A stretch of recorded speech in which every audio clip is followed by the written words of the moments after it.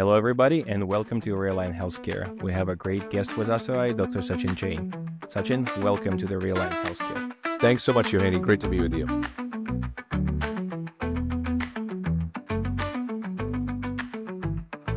Sachin, can you just start quickly by talking about your journey? You are this unique breed of MD MBAs who found a way not only practice, but actually to meaningfully contribute to the healthcare management. Can you talk a little bit about your journey so far? Sure. My pleasure. So I grew up in an Indian American household. I was the first in my family to be born in this country. And when I was young, my father gave me two options. He said, you can either be a doctor or you can be a physician. And I chose physician. So ultimately decided to pursue a career in medicine at, the strong urging of my family. But I, of course, wanted to put my own stamp on it. And for me, it was really working at the interface of medicine and some of society's bigger picture problems that got me excited and got me interested initially in healthcare policy. And then over time, interested in leading change through large organizations. Right. So from the clinical perspective, now being in the boss role for a while, how do you think the management is different from a clinical practice? What do you find compelling and what kind of a skill set do you think you need to do the both? I think to be a great doctor, you have to be thinking about, one person, which is the patient. And you have to really be laser focused rather, on what's right for that one patient. I think when you're leading organizations, you're really thinking about, multiple stakeholders. You're trying to balance what's right for the people you serve, the people in your employ, the long-term future, the short-term future. So, I think both are equally interesting and equally valuable roles in society. But I would say, you have to be thinking multidimensionally to effectively lead healthcare organizations. I think you have to both think clinically as well as financially. And so I think that there's, and you have to balance some of the ethical imperatives that come from, focus on organizational performance versus, focus on patient care. And so I think it's complicated, it's challenging. If you do these jobs well, there's a certain amount of moral distress, to be honest, because you're, really trying to do the right thing, sometimes in situations that don't necessarily enable you to do the right thing. So in that regard, I actually think it's very similar to being a clinician. But I think, there's important differences as well. Great. We're living in 21st century and we hear more and more about the AI coming, AR automated. What type of a job do you think is more automatable? We're not talking about the next 3 years, but I think in the future, do you think we'll have less doctors and more automatas that will be practicing under physician umbrellas? Or we actually will start pushing against the middlemen and have less of a management people? I think it's going to be less of both, to be candid with you. I don't think there's going to be less. I think what it's going to do is it's going to drive the productivity of the workforce up. You have a lot of people right now doing tasks that are way below their pay grade. And it's not just doctors. I think that all types of people in healthcare are just doing things that, there's no business having people do. And so I think you're going to see a lot of processes automated, but I think we have to be careful. I think we have to be careful because, medicine and healthcare is a heart-led enterprise. And there's a lot of issues that come up that can't necessarily be answered in binary 0 or 1. And so I think that there's, it's important for us to be thinking about how do you maintain the heart of medicine, even as you start to integrate technology and tools that automate care. So what's your opinion? How do you maintain the heart of a medicine when you start inevitably introduce more and more automation? Well, I think, it's leading with intent and leading with the intent of actually making sure that we maintain what's valuable about human interaction while we also automate more on the other side. What I always say is that what we're trying to do with AI within our company is to make humans into superhumans. We're not trying to replace humans. And so I think that statement alone signals a pretty big difference from how other healthcare organizations are actually thinking about the role of AI in care delivery. So when you make a human into the superhuman, then your throughput improves and you can generate more value to the system. Do you think our current setup of a healthcare system is optimal for us to kind of double down on the current setup? Because when you look around the healthcare system, we still see a lot of inefficiency and, as you mentioned in some of the other interviews, a lot of the middlemen. So do you think just increasing and empowering even more middlemen will bring efficiency, or will create this super efficient middlemen who will try to create even more problems? Well, let me clarify, what I mean by middlemen. I think there's lots of entities in healthcare, and one could even argue mine is one of them. I lead a health plan, and what I would say is that there are things that these middlemen do, and I'm talking about the entities that are aggregators of services. I'm talking about entities like pharmacy benefit managers, even managed care organizations, health plans. A lot of what they do is value added, but a lot of what they do is really, collecting a margin, doing something that others could do if they just had the expertise, native to their organizations. My personal view, when I say turning humans into superhumans, let me elaborate. We employ literally hundreds of call center representatives. Those call center representatives answer phone calls, but a lot of what we're trying to do is make sure that those phone calls are more valuable interactions for the members. And so the AI that we're integrating in partnership with a company called Cresta is around providing decision support to the people at the point of service, so that they're actually providing information to people on the other side of things, right? That's valuable for their healthcare. So it might be that you're a person who's 67 years old calls in and you haven't had your screening colonoscopy. Well, the AI would enable us to know that at the point of care and actually automate the scheduling of that colonoscopy. It's those types of things that I think are going to create a lot of value for patients, is to make the interactions that people are having more valuable, make it easier to find the right answer, make it easier to solve the problem at the point of service. So I think when we talk about these topics, they're as wide as they are deep. And so I think it's important to use specific examples to illustrate, what we're really talking about. I love it. So pretty much when you call to the call center, to ensure that it's not just a generic call, or we will call you later, or let me work with your care team to do something, but you actually empower your frontline call center representatives to do things and move things by bringing information closer to them and leveraging a lot of the... People call for so many different things. They call for, how do I access my dental benefits? How do I get my free diapers? How do I make my Fitbit that you provide to me as a health plan work? And, if you think about the infinite questions that people actually bring to a health plan on any given day, the ability for somebody who's been trained intensively for 8 weeks to answer all those questions is pretty limited. And so, if you actually listen to some of these calls, what you see is people getting frustrated. They're calling about something that they feel like the other person on the other end of the line should have an answer to, and they're not getting a straight line to an answer. And that's what we're trying to address. I have to admit, even personally calling in a lot of the healthcare institution call center lines that are not directly managed by me or my team, very often being frustrating experience. So, and we're getting in more and more of a bot. So it's very refreshing to hear about one call that can help you to solve multiple problems. Yeah, I mean, look, we just got our CMS, star rating, which is 4.5 stars. And I think, it's in part because we're really trying to optimize these interactions, one at a time when other health plans in our market are declining to 3, 2.5.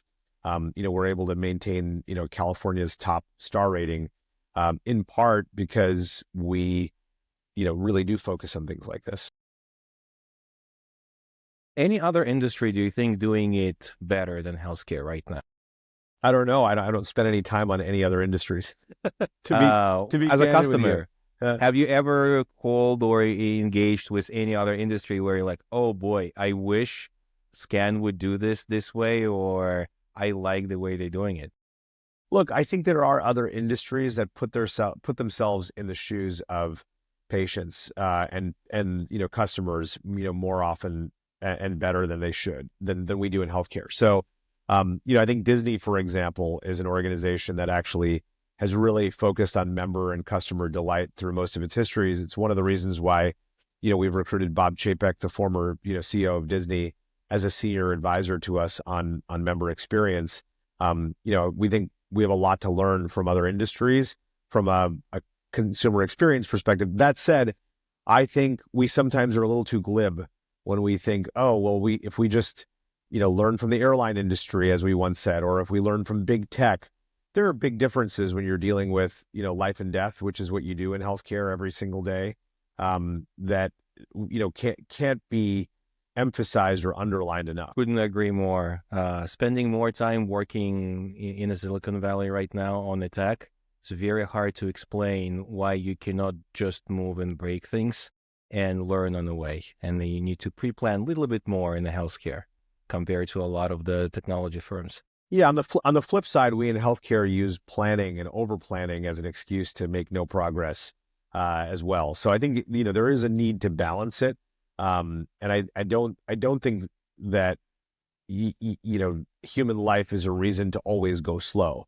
In fact, the opposite is true. In fact, maybe human life is the reason we should be going faster than we typically have, and why the pace of change in healthcare needs to accelerate. It needs to be planful. It needs to be thoughtful. It needs to be compliant with regulation. But at the same time, I think many healthcare organizations have become super stultified because they haven't necessarily, engaged the fact that, we are, in fact, many people aren't living their best lives because we're going slow. Deaths by pilots and deaths by comedy are definitely real in almost all the healthcare systems. Do you think a lot of this is because of this overall protective environment that people just afraid to make a move and they're afraid to be this bold leader who take all the responsibilities and maybe shape up the system? Or a lot of this is like a necessary evil and there is no way around? I don't know that we have, many leaders in healthcare. I think we've got a lot of title holders in healthcare. I don't think we actually mint leaders in healthcare. I think, when I think of the word leader, I think of Gandhi, Martin Luther King, Marie Curie, people who kind of went against the grain of their respective fields to actually create progress, oftentimes at a cost to themselves. I think what we have in healthcare is a lot of people who are trying to get theirs. And that means, sometimes slowing organizational progress if it's better for them personally. Interesting position. So why do we need to change from realignment perspective, just going back to the topic, to actually get more leaders? And do you think we need more leaders in healthcare to move faster? I do. I mean, I think we have normalized so many abnormal things in healthcare. We've normalized, 6-month waiting times for a primary care appointment. We've normalized a new oncology appointment taking 30 or 40 days to schedule for a patient with a newly diagnosed cancer, things that were unthinkable, 20, 30 years ago. We've normalized utilization management for, procedures that are just common sense or aligned with clinical science. We've normalized long wait times, when we call centers for emergent healthcare needs. And so, I guess I'll ask you, where are the leaders? If we've normalized all these things, do we, in fact, but yet all these organizations talk about their U.S. News and World Report rankings and their top Vizient rankings. And I think one of the biggest challenges we have in healthcare is we have very little honest dialogue about the real state of things. We have got a lot of window dressing, wallpapering over, fundamentally broken processes, and a lot of self-congratulatory toxic positivity. Toxic positivity, I like that. It certainly feels this way very often. And sometimes you have to go down, because one of the personal fears of mine is that we actually use automation and use the current opportunity of AI to do the wrong things. Specifically, if we automate a lot of our middlemen, that may not be necessary, or we potentially create a system that's very efficient, but very efficient in the wrong way, we can harm ourselves and lose this great opportunity. So if we go back, if we look holistically on the way you can deliver healthcare, right? Let's try to look at that from perspective, not of a current healthcare system, but let's imagine we have a chance to start from a slate. What healthcare system would you like to envision? How many plans, single payer, multiple payers, mostly driven by independent contractors, by the governments? So I think, I'll take it a little simpler. I just want something that works. And maybe there's going to be 10 of them, maybe there's 20 of them, but right now I think we have a problem wherein a lot of things should work that don't work. And so I would really say that we need things to actually work, and we have to excel at the basics. I think we get way too lost in like the minutia of healthcare policy dialogue. Instead, we need to kind of say, hey, there's some things that we're going to have in American healthcare that are going to work, and some things that we're just not going to have. And I think, our policy should be aligned around like what's right for people, as opposed to, trying to architect something that over-architect something that doesn't really fundamentally deliver on what we need, which is great healthcare for all. So how you can find what work? How can we speed up our cycle of testing, proving innovation when every minor change take us decades to try? Andy, I think we have too much. We've built a quality improvement industrial complex in healthcare. We've built a measurement industrial complex, and we've built a quality improvement industrial complex. Common sense has gone out the window. We've built QI departments that run PDSA cycles ad nauseum, for things that are just common sense and just make sense. And this is a lesson I learned early in my career when I was even a medical student. I said, I noticed that on morning rounds, patients didn't have enough time to actually answer questions. So I said, why don't we just put a notepad next to people's beds so that they can write down their questions and we can proactively answer them as part of our rounding in the morning. And that went through 4 committees. And I realized then for the first time that, and it never got anywhere, to be clear.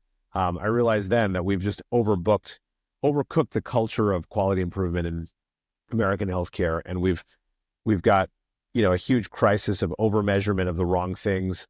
And, we've got a leadership culture that's just, bereft with toxic positivity and a lack of real honest conversation about how we're doing and how it actually, could be improved. Well, how we can get out of here?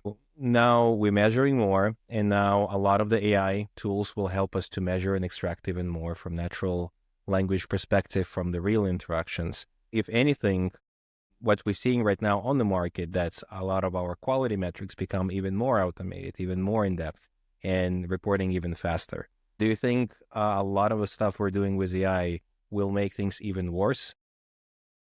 I don't know. That's up to whether the leaders allow them to make it worse or better. So, I mean, my personal perspective is, we need people who are more hands-on, a little bit less laissez-faire, who get their hands dirty trying to shape things for the better. And I think right now, I don't see a lot of that energy in healthcare. So I'm hoping that, this next generation of leaders entering the healthcare workforce will come in with a little bit more purity of purpose, a little bit more intentionality. Maybe it is the millennials who'll save American healthcare. Let's stay on this topic for a minute. What we can do actually to ensure that this new type of leaders entering the workforce and not learning our current practices and just staying complacent, but actually actively working and bringing new, fresh ideas. Well, what we're doing right now is actually part of it. We're actually talking about the fact that we have a leadership crisis in healthcare.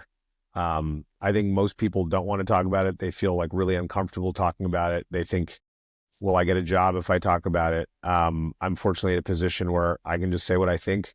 And what I can say is that we have a lot of title holders in American healthcare who are not actually leaders. And the way we know that is we look at what's getting done and what's not getting done. We look at the art of the possible, and then we look at the real. And there's a huge gap, and there's not a lot of honest dialogue in organizations about that gap. And so what I'm hoping is that this next generation of leaders, some of whom grew up in an era where, information flows much more freely, there's much more of an orientation towards authenticity, honesty, that the only way we're going to be able to solve problems in American healthcare is if we're honest about those problems.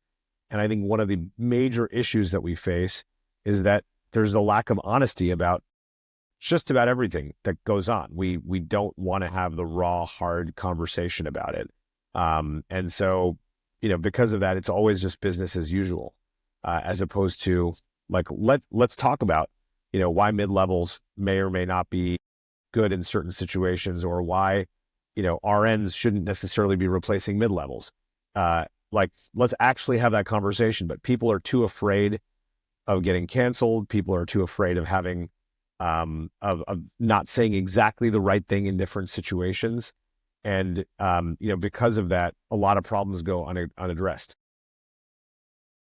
I like this position. Certainly, honesty in our dialogue will help to bring a lot of a light to what's going on. And frankly, I have to admit that to a certain degree, one of the reasons why I stopped going into so many conferences is because you hear the same things over and over again. It's a visionary thoughts and ideas about how we're going to be better with AI in the next 5-10 years. And it's unclear who's going to build this and based on what. Or it's just the same problems with no solution. And it's interesting to look at the startups because I, by the nature of my job, work with a lot of them. Unfortunately, they learn from a lot of those fallacies that's been repeated by the healthcare leaders and just keep repeating the same things. Around the mid-level you mentioned, right? So we just maximize the top of the license mid-levels to the point Yohini, of we've hamster wheels. we've devalued expertise in healthcare. When you're a physician, I'm a physician. I think you trained in pediatric surgery. I trained in internal medicine. The reality is like what you learn is that like extreme expertise produces a huge delta in outcomes. And what is most of the dialogue in the business of healthcare today?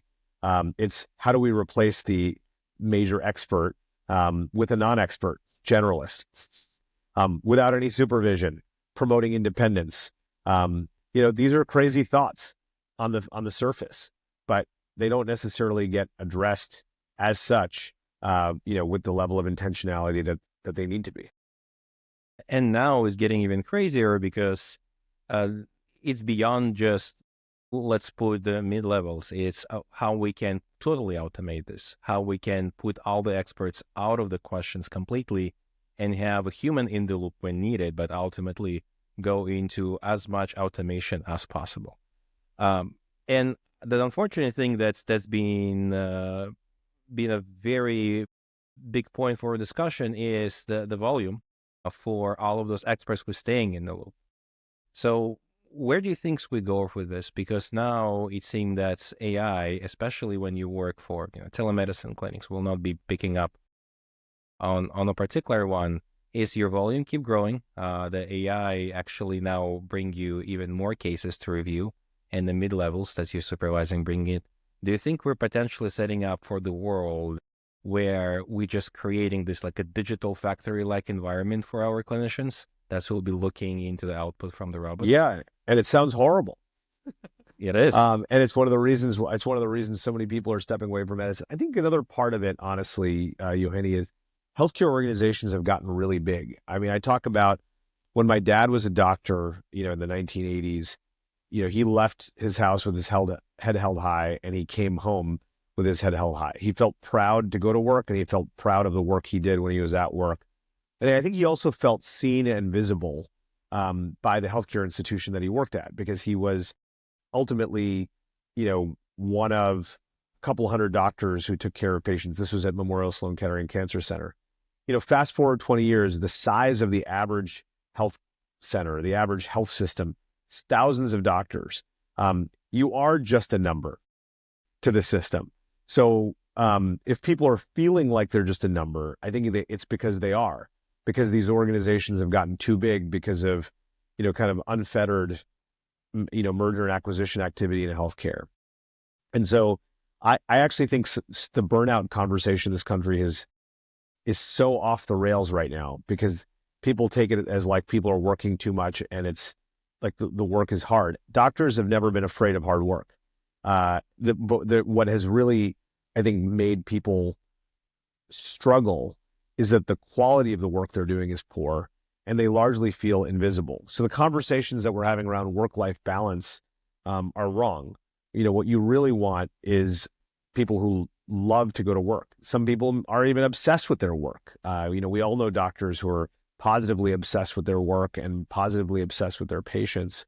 But what we've done is we've, disintermediated doctors from patients by introducing a lot of non-value added work and a lot of, frankly, busy work that doesn't necessarily improve anyone's lives or improve their care.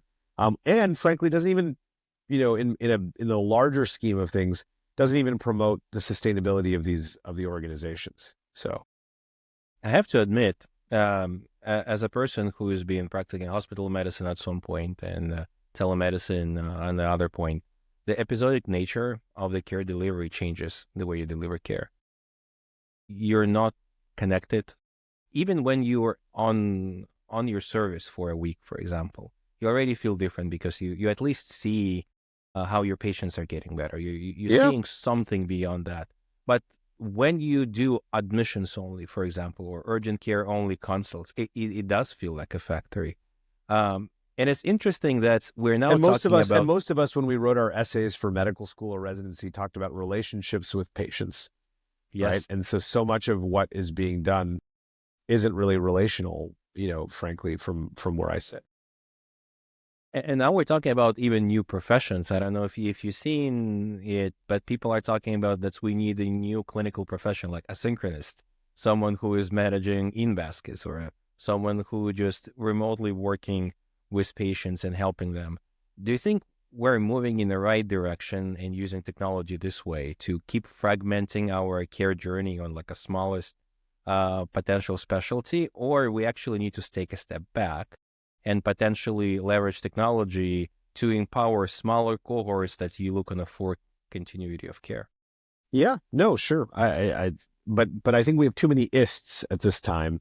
We need to kind of get away from ists, narrowing and, further and further people's scope of practice, and remember that the reason most people did this work was to build relationships. So that should be at the center of everything. And, we should build technology in support of those relationships as opposed to trying to replace and disintermediate those relationships.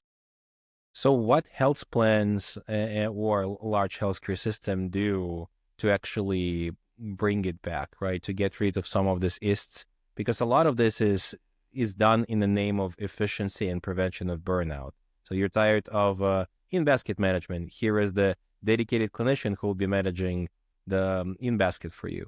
And same things happen with the hospitalist medicine. Oh, it's too complicated for me as a PCP to come. Let me bring you a hospitalist. Yeah, but I think it's, again, how we value people, how we manage the workforce, the space and time we give them to actually do the work that needs to be done, which oftentimes is unrealistic. And I think, I've lived in environments where there's high degrees of focus on productivity. I've also been in environments where there's no focus on productivity, and there needs to be a balance. But I think we've swung the pendulum way too far in a lot of settings. Let's go back to patients and the patient experiences. As you mentioned before, Bob Chapek is joining your advisory board. So there's something that Disney doing uniquely well that you guys want to learn. I don't know. I mean, the truth is I think Bob's a great guy. I think he's really smart. I think he's learned countless lessons through, his 30 years, at Disney. And I think the reality is sometimes you need to look like, I don't think what we need to do is opaque. I don't think there's like any new science or new insights we're going to get from Disney, but sometimes people, frankly get tired of hearing things said the same way. And I do think he's going to be a powerful new voice in our organization to help galvanize the right kind of action. And I think the examples he's going to use are going to be far more interesting than the usual tired healthcare examples. And so I think that there's going to be an opportunity for him to, not just move people's minds, but also move their hearts, because of the brand resonance Disney has and the diversity of experiences that he as a leader has actually had, working across that enterprise. So I'm super excited, but I will say it's probably an experiment to see how much impact he can have. I'm very optimistic, but I think it's the jury's out. Okay, we'll be closely monitoring the progress. The hope is to generate this new activation and energy inside the group based on the new type of examples and the leadership coming from outside. Perfect. Yeah. From the healthcare perspective, right? The topic of our podcast is realigned healthcare. If you will look in last 24 years since year 2000 or pick any other year in the past, what do you think is the most missed opportunity in the technology, in the policy? What we could have done better? I'll give two. I think and I was involved with both of them, so some of this is a bit of self criticism. So I think the High Tech Act, um, which is the federal legislation that gave doctors and hospitals federal funds to meaningfully use electronic health records, missed the mark on interoperability.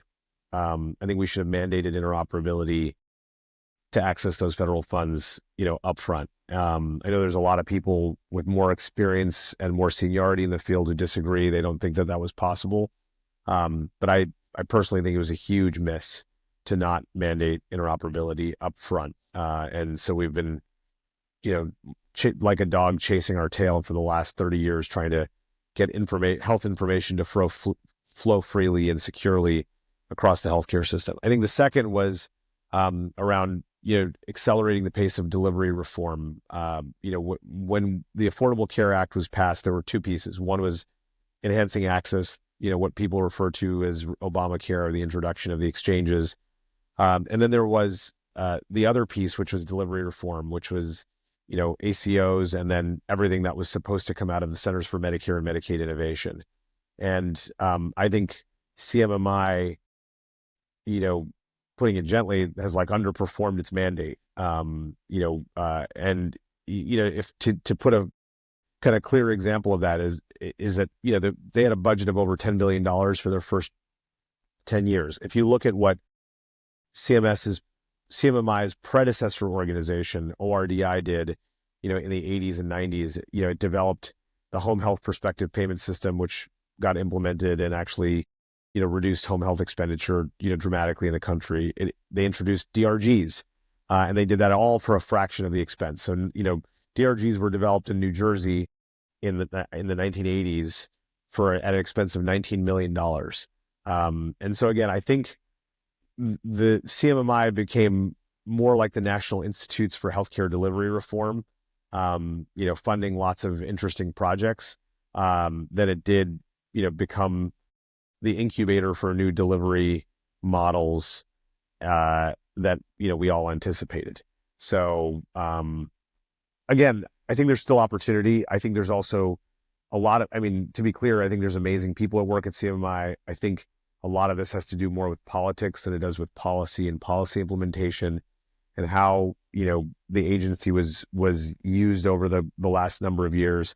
But I would just say I think there's a lot of opportunity still, both in the work of ONC, the work of CMMI. So that's how I'm thinking about it. We'll come back to interoperability a little bit later. But let's talk about the care delivery part, because we've been talking about care at home and hospital at home for a while, and it's still not here, and it's not clear will it ever be here. And there are many other business models like that. Do you think this care delivery business model innovation is the responsibility of the federal government and organization, institute, you name it, or it's more of a free market? When you create right incentive that are not prescriptive enough to actually push you into a certain way to deliver care, the free market can figure it out what's the best and most effective way to deliver There is care. no free market in healthcare. There's the incumbents, and then there's an incumbency bias. I think change happens in healthcare for all kinds of different reasons, with all kinds of different levers and motivations and pushes and pulls. So I personally think that it's going to take all these different levers to actually make change happen, candidly. Should we have a better, freer market? if we have no free market right now? I don't know. You should look at some countries that have full free markets in healthcare. They're pretty scary, to be honest with you, because of the massive information asymmetries that exist between patients and clinicians. A lot of what ends up happening is a lot of overutilization of low value services and procedures.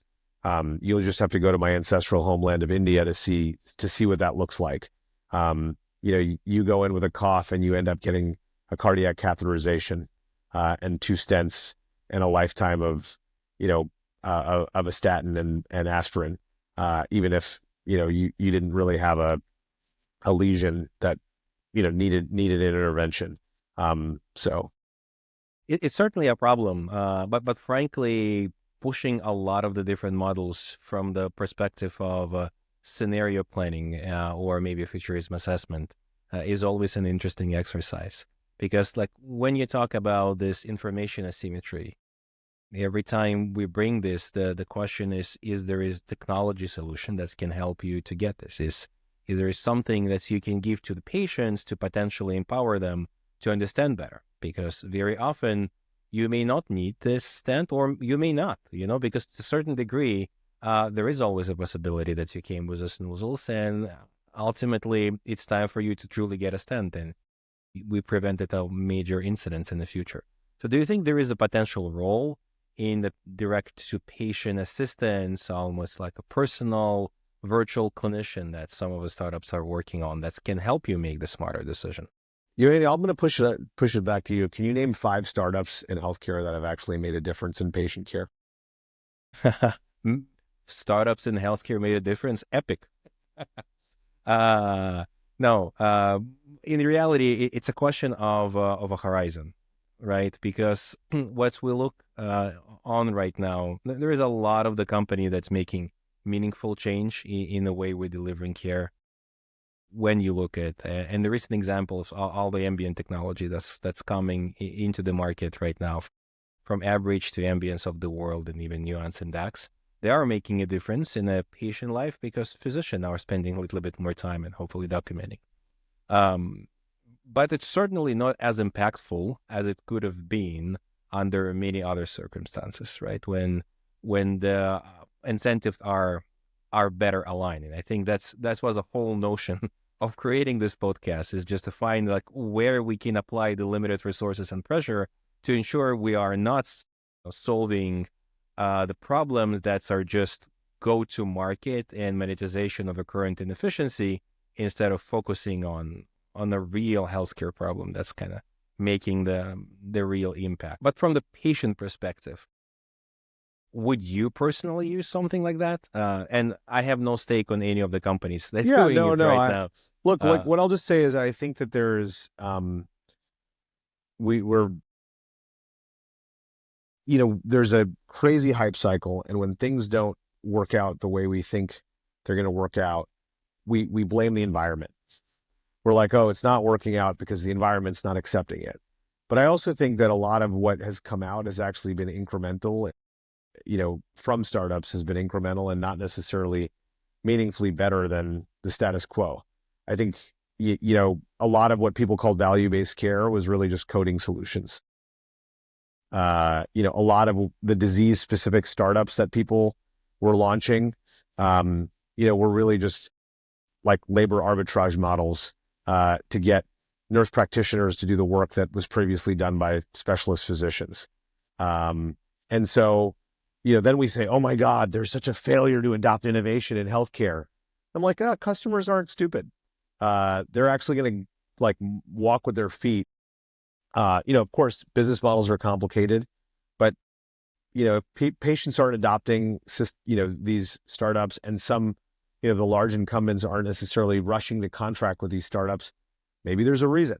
And, take hospital at home, for example. Well, on the surface, it's great. I got hospitalized at home.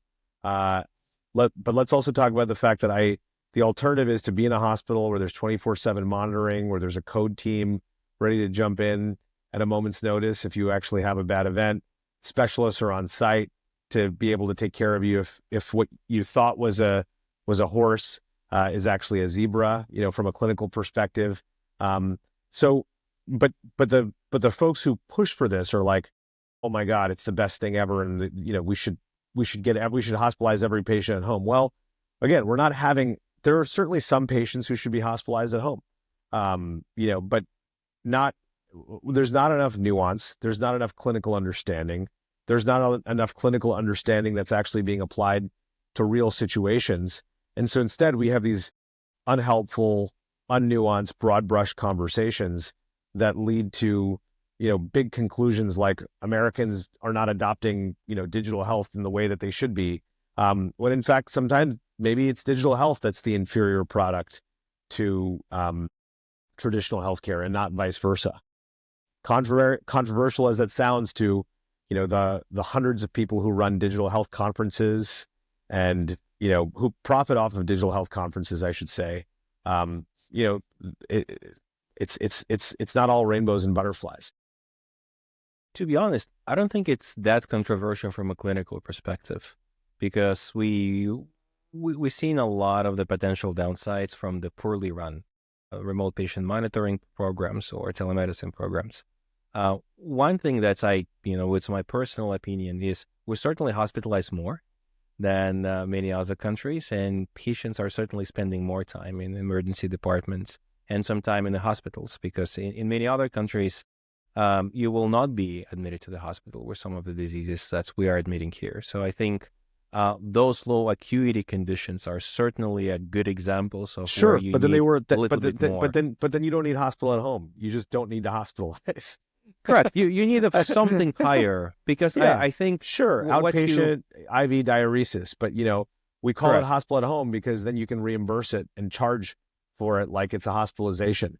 So let's call it what it is, which is, this is a way to expand hospital bed capacity without getting a certificate of need, and drive a lot more revenue to hospitals and health systems, most of which are not health systems, they're actually hospital systems.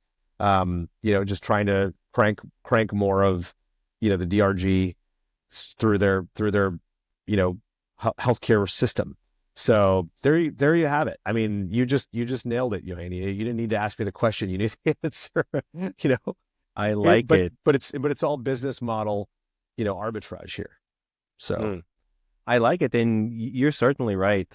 From the clinical perspective, we need something higher than, oh, we send you home and then please come back and call us if you have anything. But it's definitely not the admission level. What can we start doing right now as a health plan, for example, or a healthcare entity to actually take better care of the patients? I'm not going to change my answer. Better leadership. I'm not going to Still better leadership? Yeah, 100%. 100%. So from a leadership perspective, let's double dab on a leadership perspective. So you're there, you're a better leader, you're in charge. I don't know if I'm a better leader. I hope so, but who knows? But I think my recipe is really simple. Start talking about the problems so that you can actually solve the problems. Stop pretending like we're living in La La Land, like we're in Disneyland all the time and everything that we do is great and nothing is wrong. And like, once you can have a real conversation about the current state of the affairs, you have a lot of smart people in these organizations who frankly feel a little bit gaslit by their healthcare leaders, because they know that the situation is dire and they're being told that it's wonderful. So like, let's actually just start talking about the real current state of affairs, and let's stop blaming others, because that's the other culture of healthcare leadership. It's like, oh, it's the payers, it's the pharma companies, it's the digital health companies, it's the EMR companies, it's the federal government. Everything is someone else's problem. And to be clear, lots of problems are created by all the different stakeholders in the industry. But what I will say is that our emphasis on blame, leads us to not actually focus on fixing the things we can fix ourselves. Things I can fix at Scan, I can fix the fact that, maybe there's too much utilization management in our system and that we're driving doctors insane.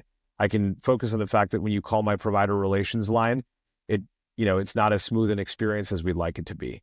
I can focus on the fact that, my supplemental benefits are sometimes actually pretty hard to use, even though we're marketing them to our members as being available to them, sometimes there's barriers to access.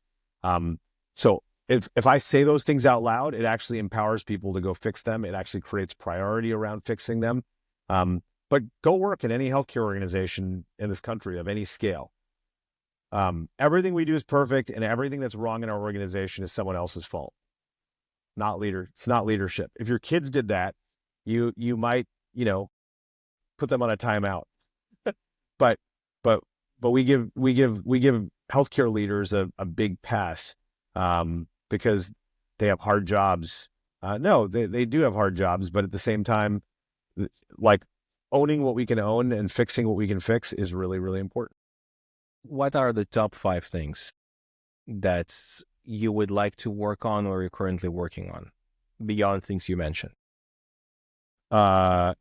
Look, I've just mentioned a lot of things. You're a very greedy guy, Yohani. I just be honest with you. I've mentioned a lot of things, right? I just mentioned a lot of things. So, again, I would say, trying to drive, better performance, more integrity in the Medicare Advantage system. I think ways to do that, advocating for some, policy fixes like, longer term enrollment, but also, I think, fixing the things that people find most frustrating about, Medicare Advantage and accessing benefits as older adults, specifically, making sure there's greater transparency around what people are buying, making it easier for people to use their benefits. So again, I feel like you're a greedy guy. I'm getting to know you a little bit, but I've shared a number of problems that I think we can fix. I'm asking for the purpose of listeners who maybe want to work on some of this. And frankly, there's a lot of technology solutionism that's currently flying around. And a lot of people just go and trying to solve this, and a lot of us trying to create new product that's will potentially solve this. So we need to find the barrier, this proper way to link it. And it's funny sure. that maybe I have some of selection biases out of my guests so far, but it's been a recurring theme, right? That's you are in a very wrong path if you're blaming someone else in the system, because it's such a common thing for healthcare system to blame insurance, PBM, or the vendors. And then you go other way when you talk with insurance plan, they're saying, oh, healthcare system is not doing even half of things we're offering them to do. For sure. So it's good to hear from guests that we are starting to actually accept that it's all of us together who need to share responsibility around that. So at the same time, it's 2024, right? Tesla just presented autonomous everything, if you're seeing it, which led to the big market drop, which show you how much people believe in everything autonomous. But the point stands, right? One of the leading company presenting cars that's driving themselves, buses that driving themselves, and robots that's supposed to be serving you. To a certain degree, there is a lot of the eagerness to bring the future into the healthcare, and we'll progressively get more and more questions around this. So out of everything you see, right, around the aging in place, maybe managing your population, patient educations, or staying in contact, what are type of the things we can bring directly to patients to increase their probability of living longer and happier? Well, this is a really boring answer, Yohani, but I think we just have to have, I actually think we need to make the things that we say we do actually work. Most of what we say we do doesn't work. We say people have a primary care doctor. It doesn't work. We say we give people access to specialists. They have 3-month waiting lines. We say, people can access supplemental benefits. They work irregularly. So I'm pretty boring. And my experience, and I have to close on this anecdote, but I think it actually illustrates the point really, really well. Do you know how many days it takes to actually get declared disabled in this country if you have a disability? What the time is that they're going to first review your application? 270 days. So if you call the Social Security Administration, they would tell you it's 270 days.